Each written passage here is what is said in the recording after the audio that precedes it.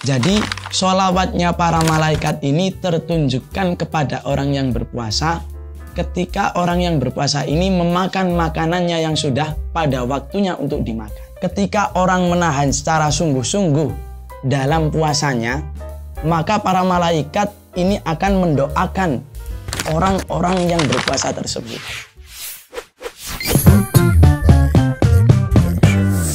Assalamualaikum warahmatullahi wabarakatuh. Waalaikumsalam warahmatullahi wabarakatuh. Alhamdulillahi wahdah. Wassalatu wassalamu ala man la nabiyya wa la rasula ba'dah. Wa ala alihi wa sahbihi wa man tabi'a bihudahu ila yaumil qiyamah amma ba'd. Para jamaah Lim Production yang dirahmati Allah, pada bulan yang penuh keberkahan ini tentunya kita harus mengetahui fadilah-fadilah yang terdapat pada bulan Ramadan ini. Maka dari itu, marilah kita meng-cross-check isi-isi kitab yang menjelaskan tentang fadilah-fadilah pada bulan puasa ini. Dan para jamaah Lim Production, tentunya Anda harus selalu belajar tentang fadilah-fadilah yang terdapat pada bulan Ramadan ini. Mari kita bahas apa saja fadilah-fadilah yang terdapat pada bulan Ramadan ini yang terdapat pada kitab Maqasidus Shaum. Selain itu, sebelum kita membaca kitab, marilah kita bertawasul kepada Kiai Musonef dan para masyayikh-masyayikh kita dan para guru-guru kita. Liridhoillahi ta'ala wa syafa'ati Rasulullah sallallahu alaihi wasallam wa nakhususun ilal musannifil kitab Maqasidus Shaum Syekh Izzuddin bin Abdissalam wa Syekh Abdul Karim wa Syekh Marzuki Dahlan wa Syekh Marus Ali wa Syekh Idris Marzuki lahumul Fatihah.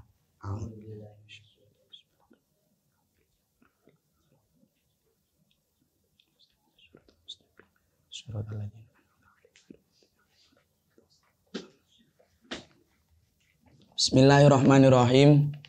Qolal musannifu rahimallahu ta'ala wa nafa'ana bihi wa bi'ulumihi fid dharaini amin. Wa amma sholatul malaikati anapun utawi sholawati malaikat ala shaimi ing atase wong kang poso idza ukila ing dalem nalikane den gawe mangan apa indahu ing dalem sandinge shaim.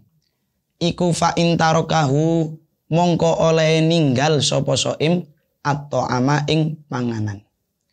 Ma'a hudurihi ing dalem sertane hadire at-ta'am baina yadaihi ing dalem ngarepe shaim. Iku balagha wis usaha tenanan sapa shaim fi qom'ihi ing dalem ngekange shaim nafsahu ing nafsune shaim. Fastaujaba mongko ngahake sapa shaim lidzalika krana mengkono-mengkono balagha fi qom'ihi salatahum ing sholawate malaikat.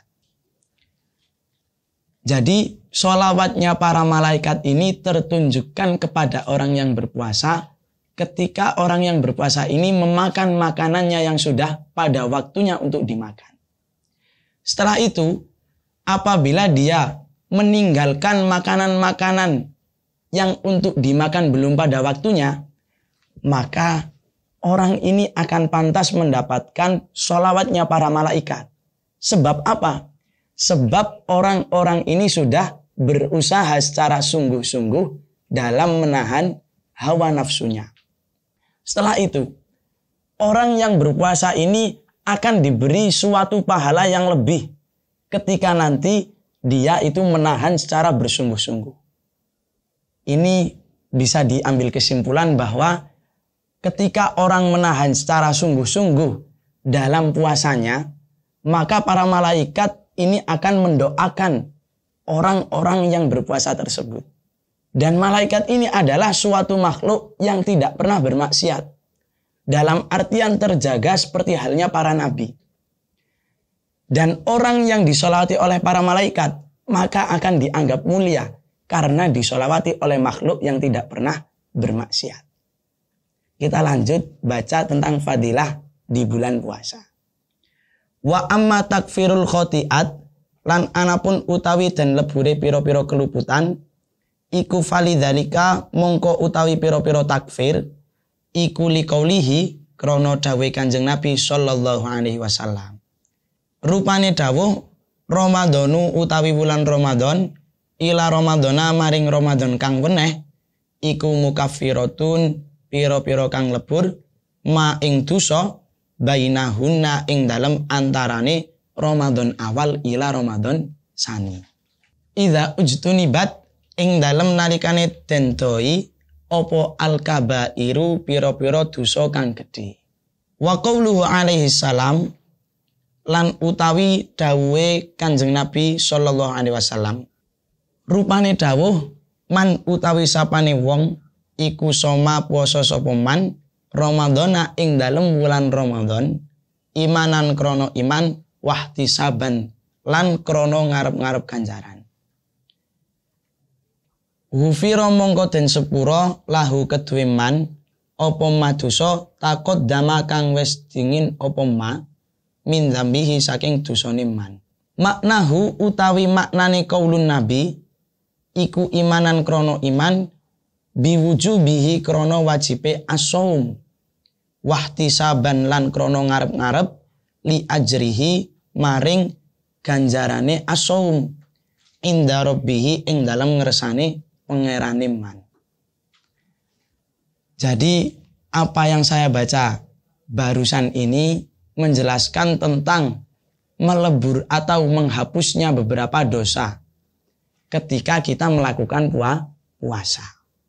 Nabi pun bersabda bagi orang-orang yang berpuasa yakni dari Ramadan tahun ini sampai Ramadan tahun depan orang-orang tersebut akan dihapus dosanya. Tapi dengan syarat. Apa syarat itu? Yakni harus tidak melakukan suatu dosa-dosa yang besar. Setelah itu, Nabi juga bersabda bagi orang-orang yang memang iman dan juga mengharapkan pahala-pahalanya orang tersebut dari Allah. Maksudnya bagaimana? Ketika orang tersebut ini melakukan puasa secara iman, yakni melakukan kewajiban puasa, tafsirannya iman, dan ikhtisaban atau mengharapkan ganjaran pahala-pahala tersebut, maka orang ini akan dihapusnya dosa-dosa yang telah dia lakukan. Selain itu juga, ketika orang-orang melakukan khotiat atau kesalahan-kesalahan orang tersebut, maka Allah tidak akan menerima puasanya. Yang sudah dijelaskan oleh Imam Ibnu Hajar Al-Asqalani pada kitab Bulughul Maramnya, yakni man lam yad'u qaulaz zuri wal amalu bih wal jahla falaisallahu hajatun fi ayyada'a ta'amahu wa syarabahu. Barang siapa yang tidak meninggalkan suatu perilaku bohong dan juga melakukan sesuatu yang jelek, dan juga dia itu melakukan suatu hal-hal yang bodoh, maka orang itu nantinya tidak akan diterima puasanya oleh Allah. Maka kita semua harus menjauhi khotiat yang ada di dalam bulan Ramadan ini. Mari kita lanjut lagi baca fadilah yang terakhir.